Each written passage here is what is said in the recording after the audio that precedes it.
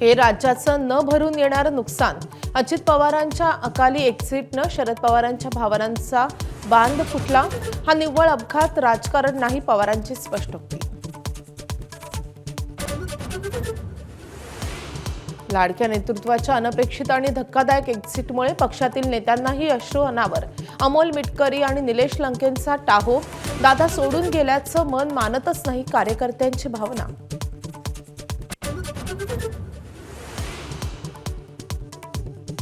अजित पवारांच्या अकाली निधनाच्या बातमीनं महाराष्ट्राच्या राजकीय पटलावर शोककळा.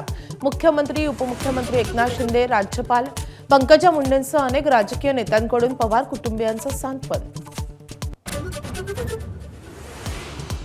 अजित पवारांच्या धक्कादायक निधनामुळे गल्लीपासून दिल्लीपर्यंत शोककळा. पंतप्रधान मोदींचा शरद पवारांना सांत्वनपर फोन.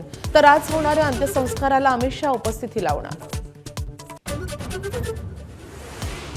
अजित पवारांच्या दुर्घटनाग्रस्त विमानाचं काळजाचं थरकाप उडवणारं सीसीटीव्ही समोर. तर विमानाचा ब्लॅक बॉक्स सापडल्यानं अपघाताचं नेमकं कारण समोर येण्याची शक्यता.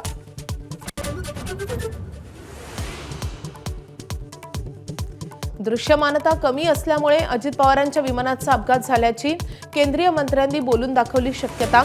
सविस्तर तपास झाल्यावरच अपघाताचं नेमकं कारण समोर येणार. एबीपी माझा, उघडा डोळे बघा नीट.